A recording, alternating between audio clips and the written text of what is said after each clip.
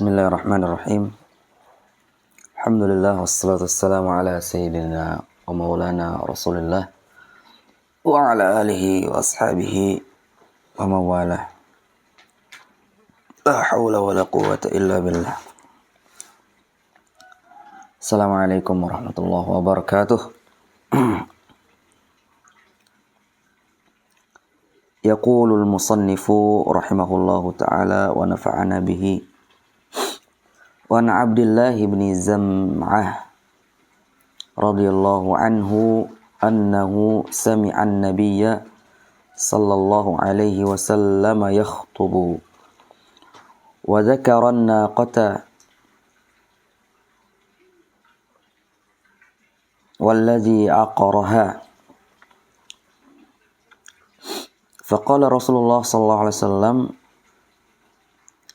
idhim ba'atha ashqaha imba'atha laha rajulun arimun mani'un fi rahtihi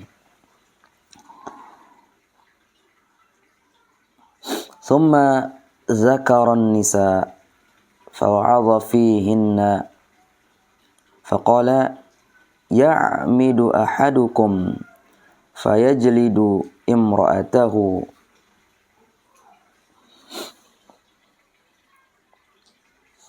jaldal abdi fala'allahu yudaji'uha min akhiri yawmihi thumma wa'adhahum fi dhahikihim min faqala lima yadhaku ahadukum mimma yaf'alu muttafaqun alaih. Ini adalah hadis yang kedua di bab wasiat terhadap wanita.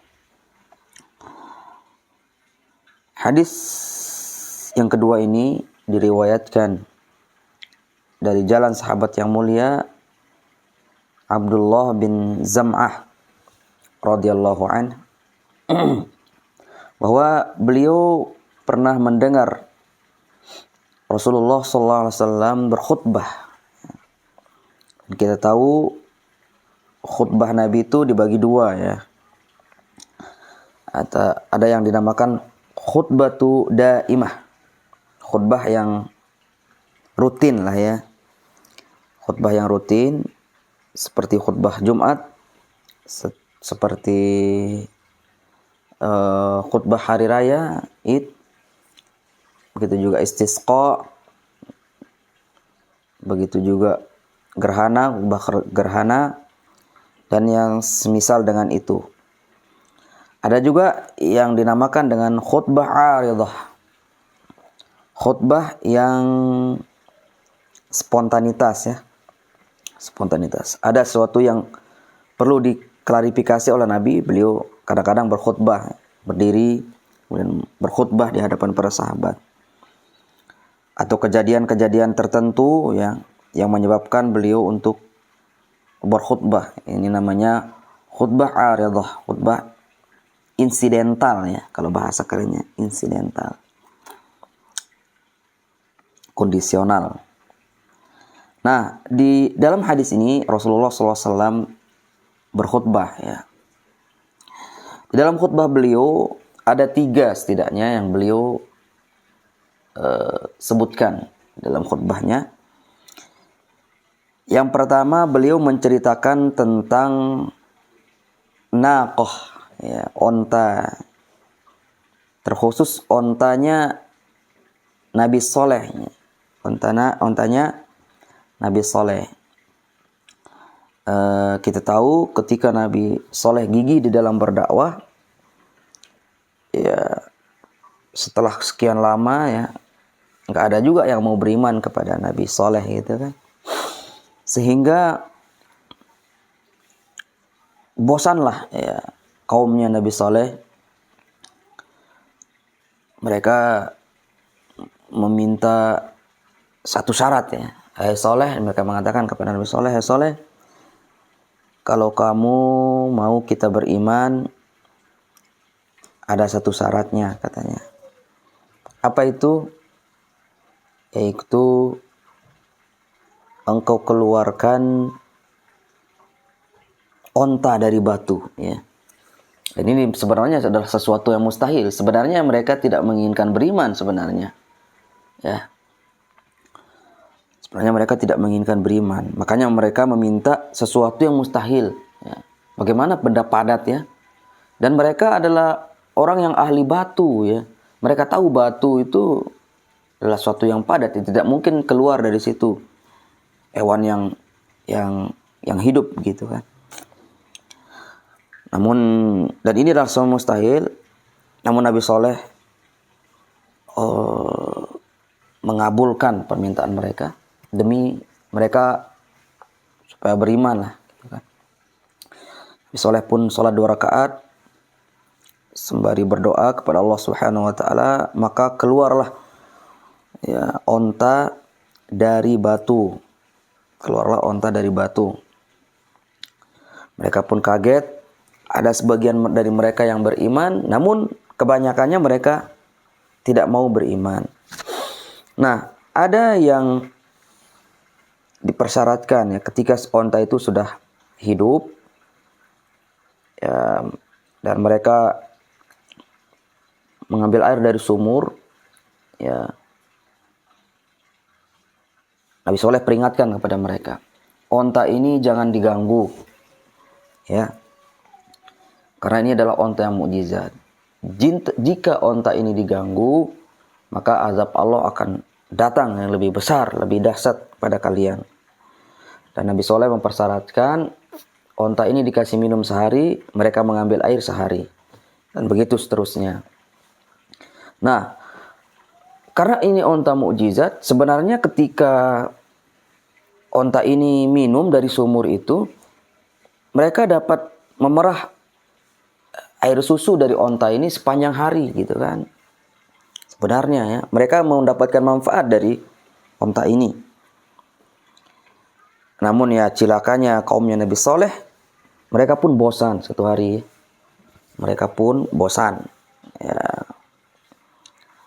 Ya kenapa kita harus takut kepada onta saleh ini gitu kan. Dan kenapa kita harus dihalang-halangi ya, mengambil air. Nah, mereka pun berencana bermusyawarah untuk membunuh onta ini. Inilah yang diceritakan oleh Nabi SAW. Ya, wa dzakara an-naqata wallazi aqaraha. Nabi menceritakan tentang onta dan orang yang menyembelihnya. Nah, setelah mereka bermusyawarah, adalah yang mereka tunjuk untuk mengeksekusi, ya, membunuh dari onta ini. Katanya namanya Qudar bin Salif atau Salib. Qudar bin Salib, laki-laki yang celaka ya. Katanya sih ya, konon Qudar bin Salib ini ada seorang laki-laki datang kepada Qudar bin Salif. Kalau kamu berhasil membunuh onta, saya akan kasih putri saya, katanya. Ya, cantik katanya putrinya ini, ya kan? Didatangkanlah kepada Qudar bin Salif. Nah, atau Qudar bin Salib ya. Setelah dibuka cadarnya, si perempuan ini dia terkesima lah melihat kecantikan perempuan ini. Lalu syahwatnya meningkat, menjadikan dia gelap mata karena perempuan gitu kan. Faqala Rasulullah SAW, kita lanjutkan ke dalam hadisnya. Idzin ba'atha ashqaha. Idzin ba'atha ashqaha. Maka ketika itu imba'atha ashqaha. Bangkitlah orang yang paling celaka ya. Idzin ba'atha ashqaha. Ashqaha, orang yang paling celaka.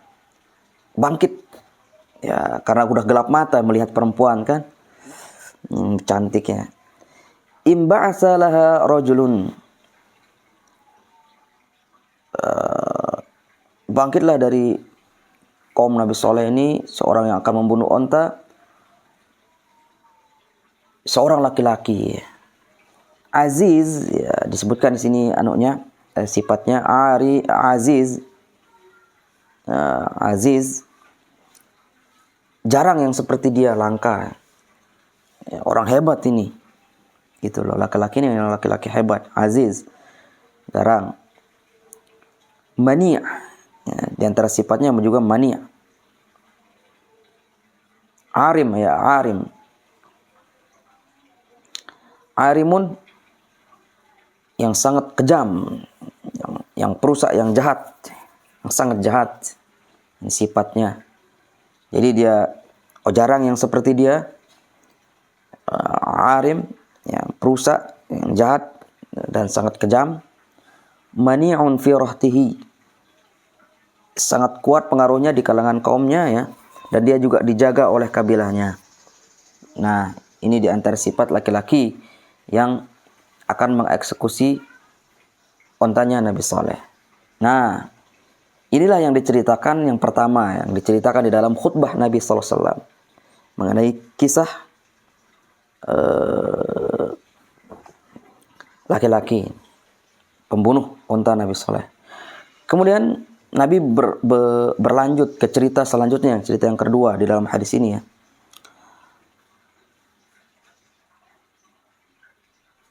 Summa zaqaran nisa. Kemudian Nabi juga bercerita tentang perempuan, ya. Bercerita tentang seluk-beluk perempuan lah, ya. Gimana kita memperlakukan perempuan, ya. Fa'adha fihinna. Nabi menasihati para sahabat yang mendengar khutbah pada waktu itu tentang nasihat untuk, ya, seluk-beluk perempuan lah. Bagaimana perempuan itu, bagaimana berbuat baik kepada mereka.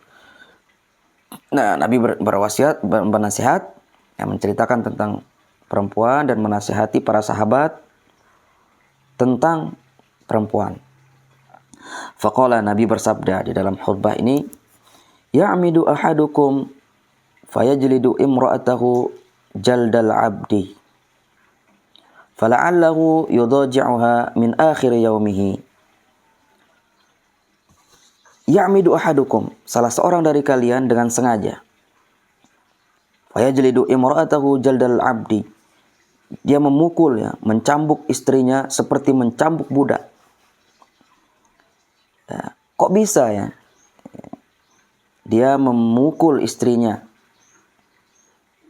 seperti memukul budak. Fala'allahu yudaji'uha min akhir yaumihi.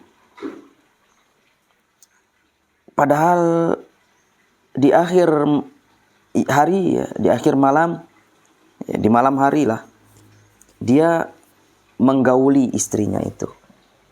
Kok ada orang yang, ya, memukul istrinya di siang hari, di malam hari dia mendatangi, menjimai istrinya. Nah, para ulama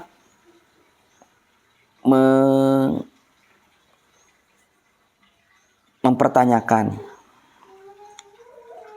kenapa disebutkan onta Nabi Soleh. Nabi menceritakan onta Nabi Soleh, kemudian menceritakan tentang seorang laki-laki, seorang suami yang memukul istrinya di siang hari, sedangkan malam hari langsung dia gauli, gitu kan. Ini kan suatu yang aneh, ya. Nah, para ulama menggabungkan, ya, menghubung-hubungkan dua lapas ini.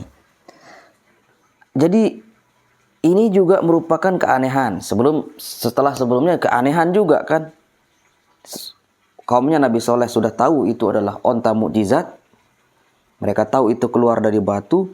Mereka juga mengambil manfaat dari onta itu. Ya, mereka dapat mengambil susu tadi, ya, seharian penuh, tidak ada putusnya. Namun kok bisa mereka membunuhnya, gitu loh. Sama seperti laki-laki yang sengaja memukul istrinya di siang hari, kok bisa malam hari dia menggaulinya, gitu kan. Dan ini adalah celaan, ya, dari Nabi SAW kepada para lelaki yang melakukan hal ini, ya. Karena seharusnya seorang suami itu mempergauli istrinya di rumah dengan penuh kelembutan, ya kan. dengan penuh kelembutan. Apalagi kalau dia menginginkan untuk berjima gitu kan, harus dirayu dulu. Ini kok bisa dia pukul dulu di siang hari, di malam hari dia menggaulinya gitu kan. Ini kan sesuatu yang aneh. Ya, memang ya di dalam Islam ya ada tak boleh memukul ya. Akan disebutkan hadisnya di dalam Riyadhus Shalihin ini. Selanjutnya setelah hadis ini ya, boleh memukul, namun pukulan yang tidak menyisakan bekas lah ya. Ya, memukul untuk pendidikan ya. Ya, namun itu tahapan terakhir ya. Tidak setiap saat gitu kan. Apalagi dia kan berkeperluan juga untuk kepada istrinya gitu kan. Ya, jangan-jangan setelah dipukul syahwatnya naik gitu kan. Nah, jadi ini suatu yang aneh dan ini Nabi mencela ya perlakuan yang demikian. Ya, itu. Kemudian selanjutnya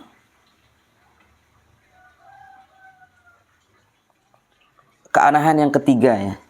Onta, laki-laki yang memukul istrinya, setelah itu dia menggaulinya. Kemudian yang ketiga, summa wa'azahum fi dhahikihim minad.